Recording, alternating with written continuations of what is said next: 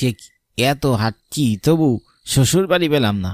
গাড়িওয়ালাকে কত করে বললাম রসুলপুরের গ্রামের মাঝখানে নামিয়ে দিতে, কিন্তু কে শুনে কার কথা। এই গরুর গাড়িওয়ালাদের ভাব দেখে মনে হয় তারা যেন প্লেনের ড্রাইভার। সে কি, এ তো জঙ্গলের ভিতরে চলে এসেছি। এ আবার কাকিনডাঙ্গার জঙ্গল নয় তো? তাহলে তো আর জীবিত আর বাড়ি ফেরা হবে না। বিয়ের পর বউয়ের মুখে শুনেছি কাকিনডাঙ্গার জঙ্গলে একটি কুঠি বাড়ি ছিল। সেই বাড়িতে স্ত্রী স্বামী দুজনেই থাকতো, কিন্তু একদিন সেই কুঠি বাড়িতে ডাকাতরা এসে তার স্ত্রীকে শারীরিক নির্যাতন করে। এরপর স্বামী স্ত্রী দুজনকেই কুপিয়ে হত্যা করে। এরপর থেকে সেই মেয়েটির আত্মা পুরুষ দেখলেই তাদের কলিজা বের করে চিবিয়ে খায়।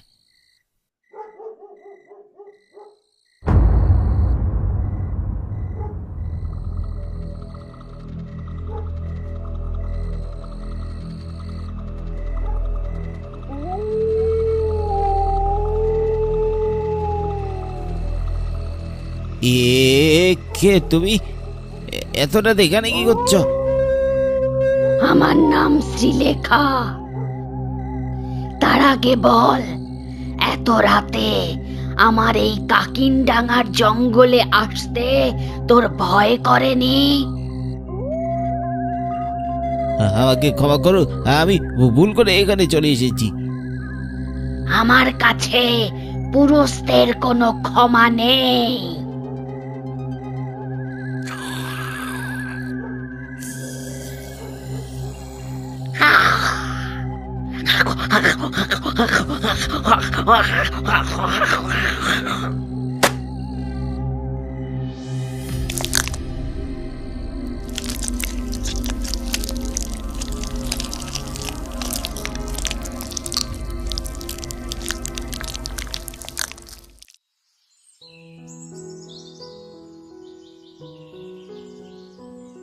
সাল 1992।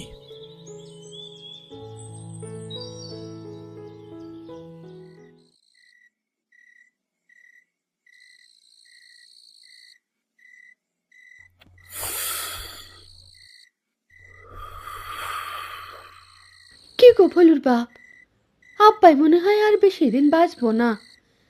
তুমি আব্বার লগে সময় দাও না কেন?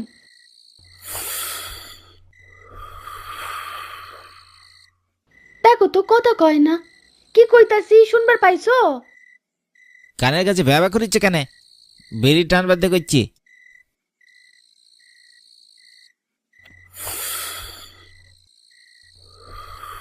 কতবার কইছি তোমারে, যখন মানুষ অসুস্থ হইয়া যায় সে অসহায় হইয়া পড়ে, চায় কেউ না কেউ তার পাশে থাকুক।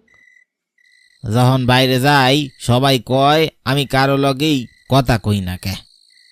সবাই মনে করে মোর মন নাকি অহংকারে বইরা উঠছে, বলে কিসের এত অহংকার। কিন্তু কেউ বুঝলো না কেন কথা কই না। এই দুনিয়ায় মোর বাপটা ছাড়া আর কে আছে ভালোর মাও?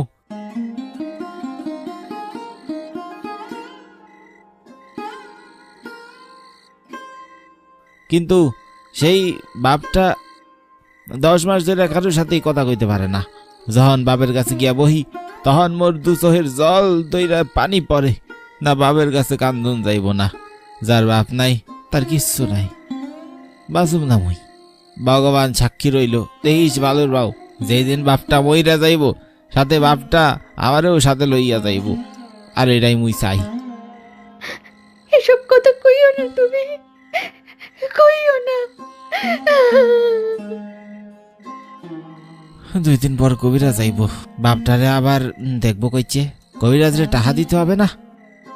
তুমি খাওন দাও, কাল সকালে খড়ের হাট আছে গো। ভরা রাইতে বাহির হমু বলদ 2টারে লইয়া, দেরি হইলে ভাড়া পাবো না। রসুলপুর গ্রামের একজন গরু গাড়ির চালক বিশু। বিশু গ্রামের সহজ সরল গম্ভীর একজন মানুষ। বিশুর বাবা ভীষণ অসুস্থ। তার জীবনে কষ্ট শুধু একটাই।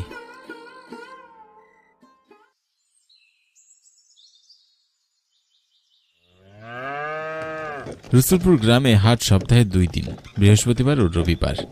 আর এই 2 দিন গ্রামের সকল মানুষগুলো ভীষণ আনন্দ উল্লাসে দিনটি উদযাপন করে। একদম ভোরবেলায় লাগে খড়ের হাট, এরপর সবজির হাট, তারপর ধানের হাট, আর শেষে গিয়ে পশুর হাট। এই দুটি দিন যেন এই গ্রামের মানুষগুলোর চরম উৎসবের দিন।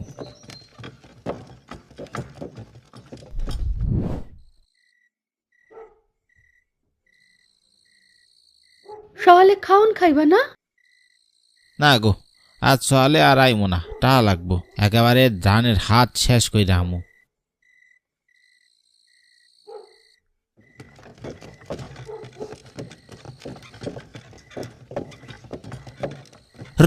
হাস হাস হাস।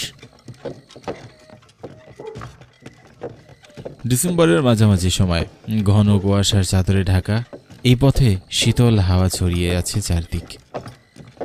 ধীরে ধীরে শীত নামে ধরণীর প্রান্তে, রজনীর শেষ আজ পেরেছি জানতে।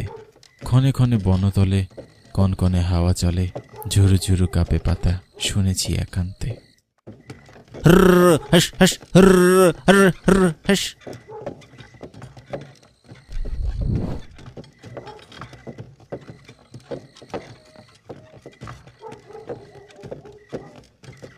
আপনি রে এই হাটে প্রথমবার দেখছি, মেলা দূর থেকে আইছেন নি বাবা? তা নয়, আমি পাশের চুরুলিয়া গ্রামে থাকি, নতুন গরুর খামার করেছি, তাই প্রথমবার দেখছো। সে কি বাবু করছেন কি? একা করে সব খামারি গরু বেচা দিতেছে, আর আপনি কোন নতুন খামার শুরু করেছেন? দেখেন বাবু, লস যেন না হয়। তা ঠিক বলেছ, কিন্তু আমার তো ধুতাল গাভী নয়, গরু মোটা তাজা করানো। তাহলে ঠিকই হইব।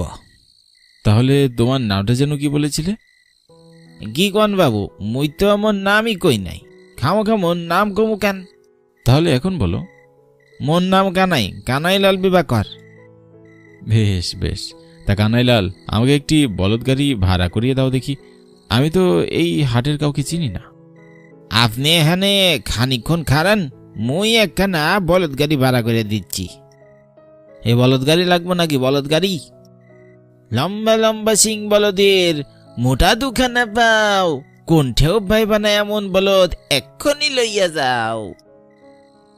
এই বিশু গম্ভীর, চুরুলিয়া গ্রামের ভাড়া আছে, যাবি না গিয়ে? বিশু গম্ভীর ভাড়া মিটিয়ে খড়গুলো তার গাড়িতে উঠালো।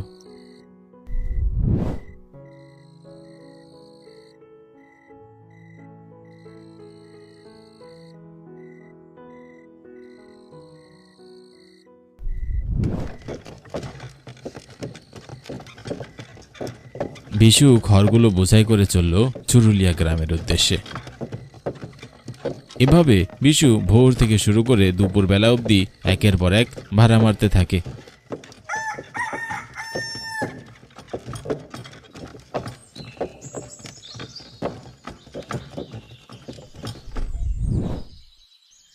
কিন্তু দুপুর বেলা অবধি তার আয় সেই পরিমাণ হয় না যা তার প্রয়োজন।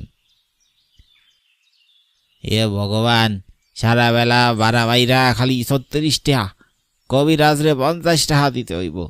আজ বরং পশুর হাটখানি শেষ কইরা বাড়ি ফির রাসাই, টাকা লাগবো মোর আরো।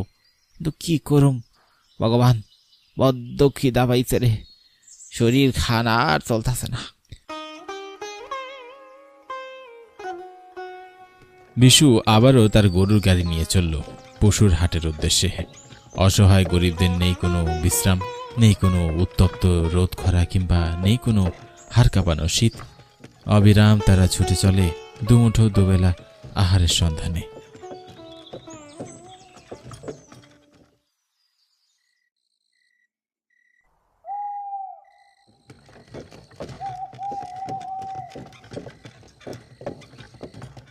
চারিদিকে হাড় কাঁপানো শীত, আর বাতাসের শো শো শব্দ যেন শরীরকে আরও শিহরিত করছে বিশুর। সময় তখন আনুমানিক রাত ৮টা। শীতকালের ছোট দিনের বেলাতে রাত ৮টা মানে এক প্রকার গভীর রাত।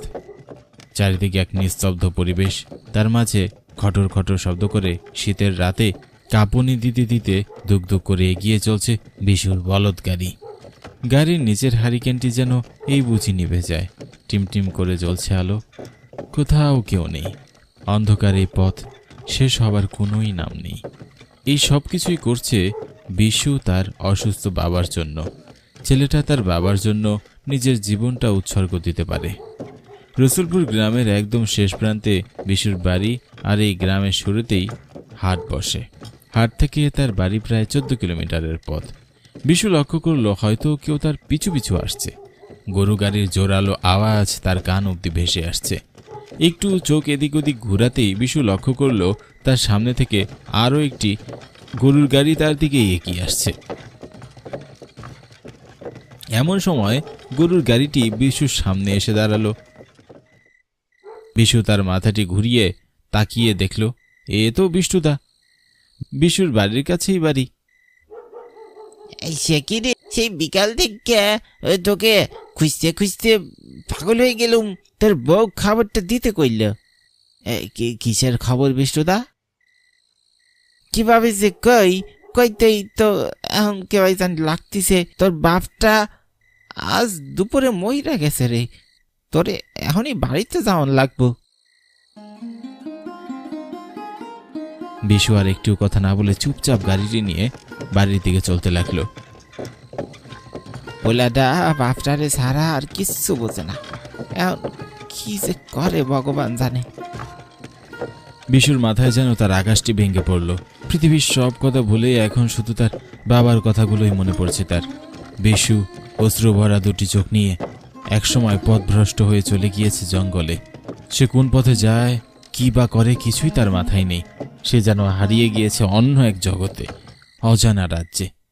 দেখতে দেখতে এক সময় চলে আসে বিশু সেই কাকিনডাঙ্গার কালো জঙ্গলে।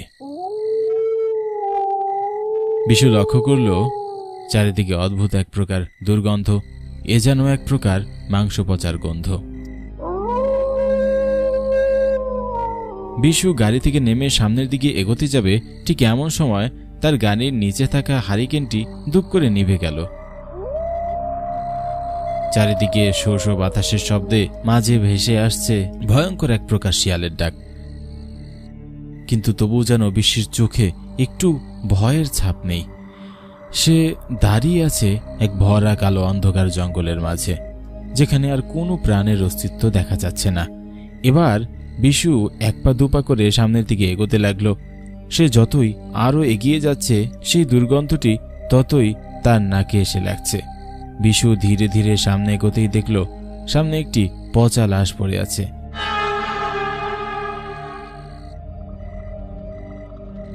এবার বিশু স্বাভাবিক হলো।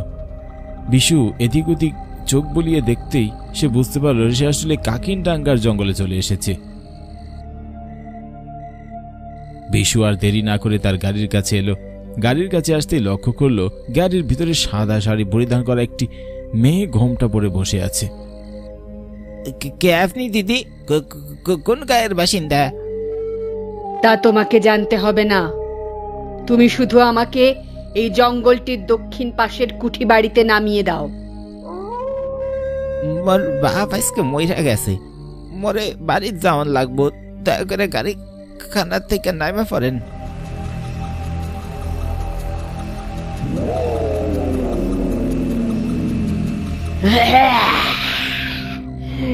তোকে বলছি না আমাকে কুঠিতে নামিয়ে দে।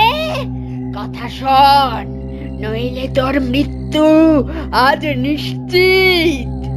মাইরা ফালাইলে মাইরা ফালাও, তবু আমি যাবো না। তবে বেশ, তাহলে তুই মর।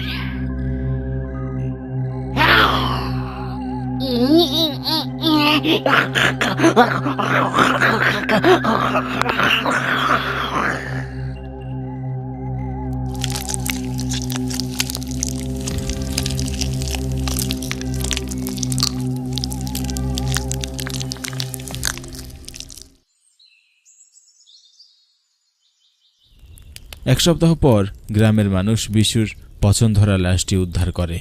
তার লাশের শেষ কাজটি সম্পূর্ণ করা হয়। সেদিনের সেই কথাটি সত্য হলো, যেদিন বিশু বলেছিল তার বাবার মৃত্যুর দিনই তার মৃত্যু হবে।